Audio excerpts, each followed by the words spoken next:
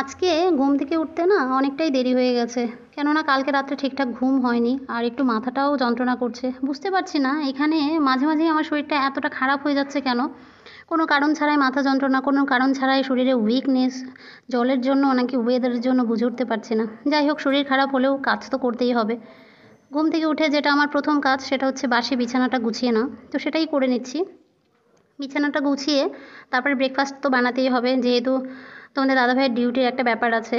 আর ও যেহেতু সকালবেলা যায়, আস্তে আস্তে 2টো বেজে যায়, তো সেই কারণে আমি কিন্তু ওকে হেভি ব্রেকফাস্টই আর কি বানিয়ে দেওয়ার চেষ্টা করি। আর ওই যে বললাম না মাথাটা একটু যন্ত্রণা করছে, তো বিছানাটা গুছিয়ে জানলাটা খুলে নেব। আর জানলা খোলা থাকলে বাইরের একটু হাওয়া বাতাস লাগলে না মনটাও ভালো লাগবে আর কি। তো এদিকে আমার বিছানাপত্র গোছানো হয়ে গেছে, এখন ব্রাশ করে একটুখানি চা খেয়ে নেব। চা খেলে যদি মাথাটা একটুখানি মানে কম যন্ত্রণা করে, শুনেছি চা খেলে নাকি মাথা যন্ত্রণা কমে যায়। তো আমি তো খুব একটা চা খাই না জানোই। তো যাই হোক, চা খেয়ে সোজা চলে এসেছিলাম কিন্তু ব্রেকফাস্ট বানাতে। আর এদিকে ব্রেকফাস্টে বানাবো হচ্ছে আজকে ঘুগনি আর একটুখানি লুচি। কেননা ওই সকালবেলা না রুটিটা আমার খুব একটা পছন্দ না, আর রুটি বানাতেও ওই সেম টাইম, পুরি বানাতেও সেম টাইম। তো সেই কারণেই আর কি আমি লুচিটা আর কি বানিয়ে দিচ্ছি ওকে। তো খেয়ে বেরিয়ে যাবে, তারপরে আমি আমার সমস্ত যা কাজকর্ম আছে সেগুলো সেরে নেব। আর বিশ্বাস করো একদম ভাল লাগছে না শরীরটা। শরীর ভালো না থাকলে না আমার কোনো কিছুই ভালো লাগে না। কেন জানি না কোন পাপে আজকে এরকম হচ্ছি ভগবান জানে। তো যাই হোক, এদিকে দুধটা ছিল, দুধটাও না কালকে রাত্রে গরম করার কথা খেয়াল ছিল না, ফেটে গেছে আর কি, ছানা হয়ে গেছে। ওই বললাম না আমার শরীর ভালো না থাকলে আমার কোনো কিছুই করতে ভালো লাগে না। তো যাই হোক, রাত্রেও সেরকমভাবে খাবার দাবার বানায়নি, যা ছিল সেটাই খেয়ে নিয়েছিল ও, আর আমি তো খাইনি। তো এদিকে ওকে ব্রেকফাস্টটা দিয়ে দিলাম, আর আমিও একটুখানি ব্রেকফাস্ট নিয়ে বসে পড়েছি। লুচিটা একটু ভালো লাগে, ভালো লাগে না সেটা বলবো না, ভালো লাগে। তো যাই হোক, ব্রেকফাস্ট করে তারপরে ওই কালকে কিছু শাক এনেছিলো তোমাদের দাদাভাই, পাট শাক, তো সেটাই আর কি বেছে নেব। এই শাক টাকগুলো না এখন এই বর্ষার দিনে একটুখানি ভালো করে না বেছে নিলে না ওই পোকা থেকে যায় আর কি। তো এই শাকগুলো কেমন, আমাদের ওইদিকে যেমন পাট শাক রান্না করলে কি সুন্দর একটা স্বাদ আসে, একটা সেন্ট বেরোয় রান্নার সময়, এগুলো না সেরকম সেন্টও বেরোয় না, আর একটু তিতে তিতে লাগে আর কি।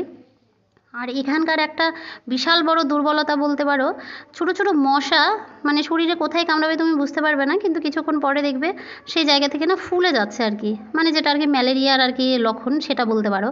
তো আমার জানি না কোথা থেকে হাতে মশা কামড়েছে, পুরো হাতগুলো ফুলে গেছে, হয়তো কোথাও গিয়ে বসেছিলাম, যাই হোক বুঝতে পারিনি।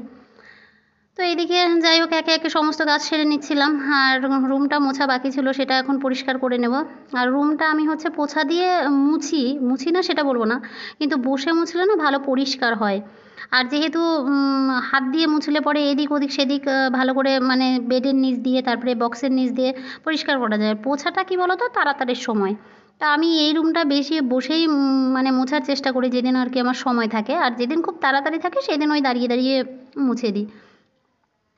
আর এদিকে জলটাও আমি খালি করে দেবো, কেননা জল আসবে কালকে, তো জারটা আগে থেকে খালি না করে রাখলে না ওই যখন জল আসে তখন খালি করে নিয়ে যেতে যেতে ওই গাড়ি চলে যায় আর কি। আর এই জলটা আমরা ভেতরে ক্যাম্প থেকে দেয়, মানে ক্যাম্পের যারা ফ্যামিলি মেম্বার থাকে তারা আর কি নেয়।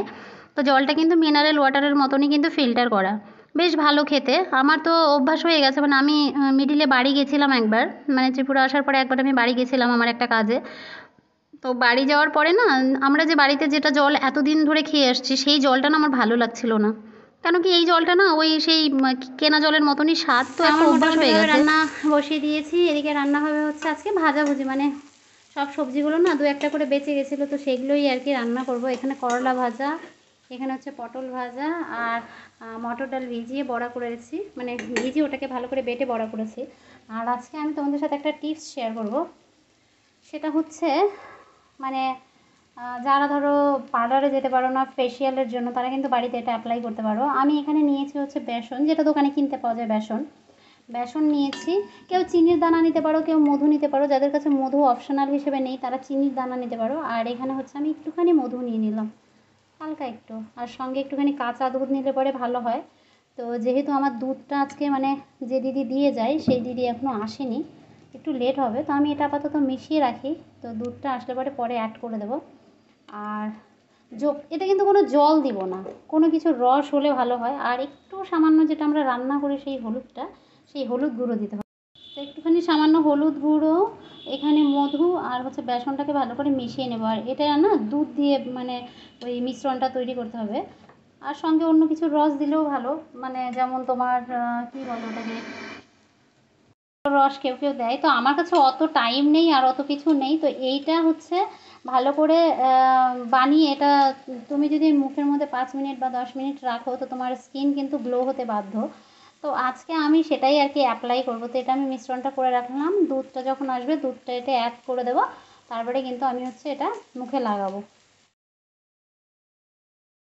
বাড়িতে যখন ছিলাম তখন কিন্তু বেশ ভালোই আমি নিজের যত্ন করতাম, যেমন রূপচর্চা, চুলের যত্ন, এগুলো কিন্তু বেশ ভালো করতাম। কিন্তু বিশ্বাস করো এখানে আসার পরে জানি না এত আলসি হয়ে গেছে, না চুলের যত্ন করতে ভাল লাগে, না মুখের যত্ন করতে ভাল লাগে, কিছুই ভাল লাগে না।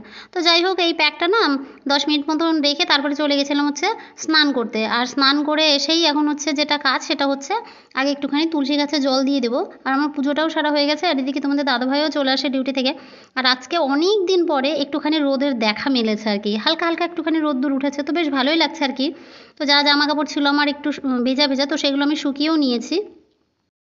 এদিকে পুজো করতে বসে দেখি আমার ধূপকাঠি শেষ। এখন অর্ধেক পুজো করে কি করে দোকানে যায়, দুপুরবেলা তো দোকানটাও বন্ধ ছিল, তো একটা ধূপকাঠি আর কি ধরিয়ে দিলাম, যদিও বা একটা ধূপকাঠি ধরাতে হয় না। তো তারপরে দেখছি তোমাদের দাদাভাই নিয়ে এসছে মাছ, আমার কিন্তু অলরেডি রান্না হয়ে গেছে, তো মাছ নিয়ে আসছে, ওই মাছটাই এখন একটুখানি মানে মাছের ঝাল করে দেবো আর কি, খালি মাছ।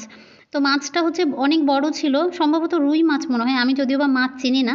তো মাছগুলোকে ভালো করে ভেজে নেবো, আর এতে কিন্তু কোনো মশলাই দিব না। এই রান্নাটা আমার শ্বশুরবাড়িতে করে আমার শাশুড়ি মা, মানে শুধুমাত্র ওই রাঁধুনি আর হচ্ছে কালো জিরা ফোড়ন দিয়ে রাঁধুনি আর লঙ্কা একটুখানি আদা ভালো করে বেটে রান্না করা আর কি, বেশ খেতে কিন্তু সুস্বাদু হয় আর কি, তোমরা চাইলে বানিয়ে দেখতে পারো। তো আমি কিন্তু এখানে কিছুই দিইনি, শুধুমাত্র ফোড়নে দিলাম হচ্ছে কালো জিরা আর একটুখানি রাঁধুনি, আর সঙ্গে হচ্ছে একটুখানি টমেটোটা ভালো করে ভাজা হয়ে গেলে ওর মধ্যে দিয়ে দেবো যে মশলাটা করে রেখেছিলাম, রাঁধুনি বাটা আর রাঁধুনি জিরে আর হচ্ছে আদা মিক্স করে বেটেছিলাম। তো মোটামুটি মশলাটার না কাঁচা গন্ধ চলে গেছে, এখন একটুখানি জল দিয়ে দেবো, একটু না অনেকটাই জল দিব। জলটা সেদ্ধ হয়ে আসলে মাছটাও আর কি ওর মধ্যে দিয়ে দেবো। আর মাছটা আমি খুব একটা ভালো করে ভাজিনি আর কি, একটু নরম নরম করে রেখেছি, খেতে কিন্তু বেশ ভালো হয়, তোমরা চাইলে বানিয়ে দেখতে পারো। তো মাছটা এখন বানিয়ে রাখবো, যেহেতু দুপুরবেলা ওই ভাজাভুজি রান্না হয়েছে। তো একটুখানি এই মাছটা এখন খাবে, আর যেটা থাকবে সেটা হচ্ছে রাত্রে ভাত থাকলে একটুখানি ভাত করে নেবো, ওই ভাত দিয়ে আর কি খাবে। তো যাই হোক খাওয়া দাওয়া করে তারপরে একটুখানি হচ্ছে যাবো বিকেলের দিকে হাঁটতে। তো বসে আছি ওই পাশের রুমের দিদিকে বলছি যে চলো একটুখানি হেঁটে আসি, অনেক দিন হলো হাঁটতে যাইনি। আর হাঁটতে বলতে এই সামনের দিকে গ্রামের দিকে যায় আর কি। আর আজকে না হাঁটতে গিয়ে একটা জিনিস আমি দেখলাম, সেই আমাদের যে শৈশবটা, যে ছোটোবেলাটা, সেই ছোটোবেলার কিছু স্মৃতি মানে ভেসে উঠলো আর কি। আমরা যখন ছোটো ছিলাম তখন স্কুল থেকে এসে খাওয়া দাওয়া করে কী করতাম, খেলতে যেতাম, বা স্কুল না থাকলে খেলতে যেতাম, সারাদিন শুধু এদিক ওদিকে খেলে বেড়াতাম। তো এখানে না একদম পুরো গ্রাম্য পরিবেশ, দেখতেই পাচ্ছ দুদিকে গ্রাম আর মাঝখান দিয়ে হচ্ছে রাস্তা। তো সামনে কিছুটা দূরে দেখলাম বেশ কিছু ছেলে মেয়ে আর কি খেলছে ওরা। তো ওদের খেলা দেখে না আমার সেই নিজের ছোটোবেলাটা মনে পড়ে গেল আর কি। আমরাও কোনো এক সময় এরকমভাবে খেলতাম, সবাই মিলে একসাথে গল্প করতাম, কত সুন্দর ছিল সেই দিনগুলো। এখন মনে হয় যদি সেই দিনগুলোতে ফিরে যেতে পারতাম তাহলে জীবনটা কত সুন্দর হতো। সত্যি এই বড়বেলাটা আমার না একদম ভালো লাগে না, এত দায়িত্ব, এত কর্তব্য পালন করতে করতে না নিজের সকালাতগুলো কখন হারিয়ে যায় বুঝতেও পারি না। যাই হোক জীবন তো জীবনের নিজের ছন্দেই চলবে, আমরা তো আর কিছু করতে পারবো না, তাই জীবন যেভাবে চলাচ্ছে সেভাবেই চলতে হবে। তো এদের খেলা দেখে না সত্যি আমার নিজের শৈশবের কথা মনে পড়ে গেছিলো। এরা খেলছিল, আর এইদিকে দেখো সেগুন বাগান, এখানে মাঝে মাঝে আমি আসি আর কি ঘুরতে, মাঝে মাঝে না মানে বৃষ্টি না থাকলে প্রায় ডেলি আসি। তো এই যে বাঁদিকে যে বাড়িটা, এই বাড়িতে একটা দিদি ভাড়া থাকে আর কি। তো ওনাকে আমি ডাকছিলাম যে দিদি আসো একটুখানি হেঁটে আসি আর কি। তো এখানে আর কি সবার সাথে, এটাই আমাদের একটা ফ্যামিলি আর কি, সবাই মিলে একটুখানি হাঁটতে গেছিলাম। তো ওনার ছেলেকে বলছিলাম যে তোমার মাকে ডাকো, আর এদিকে আমি একটুখানি ওদের ক্লিপ তুলে নিচ্ছিলাম, তো ওরা একটু লজ্জা লজ্জা পাচ্ছিল, যেহেতু আমি ওদের ভিডিওটা আর কি ক্লিপ নিচ্ছিলাম, তো ওরা একটু লজ্জা পাচ্ছিল। তো কোনো ব্যাপার না আর কি, যাই হোক আমার নিজের যে শৈশবটা সেটা আর কি এদের মধ্যে ফিরে পেলাম আর কি কিছুক্ষণের জন্য।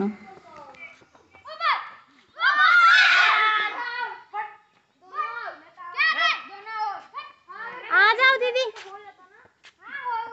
अच्छा वो दीदी का घर कहाँ है, मतलब ऊपर जाना पड़ेगा? ओ अरे नजदीक होती तो मैं पैसा दे देती यार, 70 रुपया। नजदीक कहाँ, चलो दिखाओ, अगर नजदीक है तो मैं पैसा लेके आऊंगी। যেহেতু আজকে আমার শরীরটা অতটা ভালো লাগছিল না, সেই কারণে কিন্তু আজকে বেশি দূরে যাব না, এখানেই বসে পড়বো। আর এখানে ওই যে বললাম না, ছোটো ছোটো মশা, এতটা পরিমাণ মশা, মানে সন্ধ্যের দিকে এত মশা উৎপাত করে, মানে তুমি বসে থাকবা, কামড়াবে কখন তুমি বুঝতেও পারবা না, কিন্তু ওই মশার মধ্যে থাকলে ম্যালেরিয়া অনিবার্য হবেই হবে। তো ওটাই আমরা গল্প করছিলাম যে বেশিক্ষণ এখানে বসা যাবে না, একটুখানি বসে চলো চলে যাই। কেননা এখানে কিছু হলে পরে হসপিটাল তো একে দূরে, তারপরে হচ্ছে দেখার লোক নেই, এটা একটা প্রবলেম। তো যাই হোক, গল্প করে এখন যাব হচ্ছে আমরা রুমের দিকে আর কি। অনেকটাই বেলা হয়ে গেছে, আর এদিকে পিছনে একদম পুরো জঙ্গল, আর সামনে একটা দুটো বাড়ি, এখানে একটা বাড়ি, অনেকটা দূরে একটা বাড়ি, এরকম আর কি এখানকার পরিবেশ। এইদিকে দেখো পুরো ফাঁকা। তো এই জায়গাগুলো আগেও দেখেছো, শর্টস ভিডিওতেও দেখেছো। আর এখন কিন্তু যাব সোজা রুমের দিকে। আর সামনেই আমার রুম, বেশি দূরে আর কি রুম না, ওই মিনিট 5 মতন লাগে। তো যাই হোক, ভিডিওটা আর বড় করছি না বন্ধুরা, ভিডিওটা তোমাদের কেমন লাগলো প্লিজ কমেন্ট করে জানিও, ভালো লাগলে আমার চ্যানেলটিকে সাবস্ক্রাইব করে আমার পাশে থেকো।